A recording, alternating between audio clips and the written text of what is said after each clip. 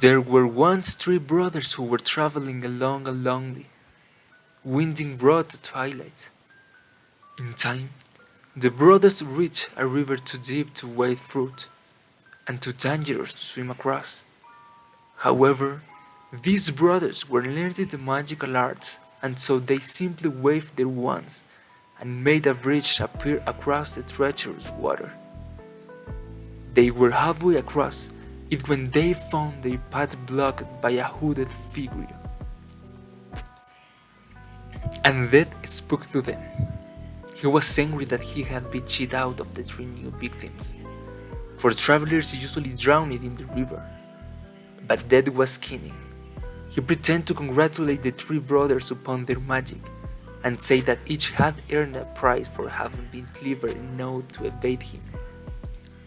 So, the oldest brother, who was combative man, asked for a wand more powerful than any in existence, a wand that must always win duels for its owners, a wand worthy of a wizard who had conquered death. So, Death crossed to an elder tree on the banks of the river, fashioned a wand from a branch and a hewed there, and gave it to the oldest brother. Then, Death stood aside and allowed the three brothers to continue on their way. And they did so, talking with wonder of the adventure they had had, in admiring Death's gift. In due course, the brothers separated, each for his own destination. And then, Death asked the third and youngest brother what he would like.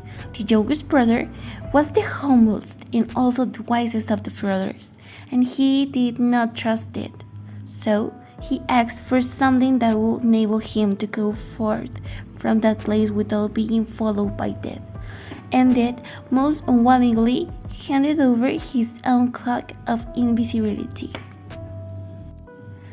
Then, the second brother, who was an arrogant man, decided that he wanted to humiliate Death still further, and asked for the power to recall others from Death.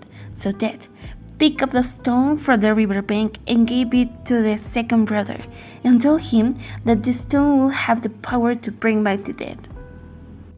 The first brother traveled on for a week or more, and reaching a distant village, sought out a fellow wizard, with whom he had a quarrel, naturally with the elder one as his weapon.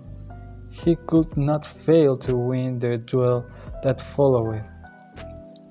Leaving his enemy dead upon the floor, the oldest brother proceeded to an inn where he boasted loudly of the powerful wand he had snatched from Death himself, and of how it made him visible.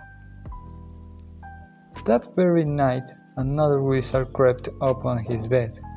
The thief took the wand and, for good measure, slit the oldest brother's throat. And so Death took the first brother for his own. Meanwhile, the second brother returned to his own home, where he lived alone. Here he took out the stone that had the power to recall the dead and turned it thrice in his hand. To his amazement and his delight, the figure of the girl he had once hoped to marry before his untimely death appeared at once before him. She was sad and cold, separated from his by a veil. Truth, she had returned to the mortal world. She did not truly belong there and suffered. Finally, the second brother, driven mad with hopeless longing, killed himself as truly to join her. And so Death took the second brother for his own, but took that search for the third brother for many years. He was never able to find him. It was only when he had attained a great age to the youngest brother finally took off the cloak of the invisibility and gave it for his son. and then he grew dead as an old friend, and went with him gladly and equals they depart his life.